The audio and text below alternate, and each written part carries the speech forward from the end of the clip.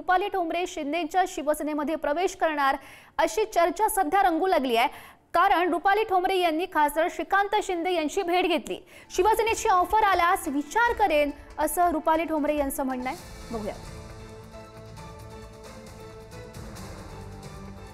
खासदार श्रीकांत भाऊ शिंदे यांची कामानिमित्त माझी भेट झाली होती। माझ्यासोबत काँग्रेसच्या संगीताताई तिवारीही होत्या आणि ही भेट कामानिमित्त होती आणि त्या भेटीच्या दरम्यान शर्मिला येवले सुद्धा आम्हाला तिथे भेटल्या होत्या।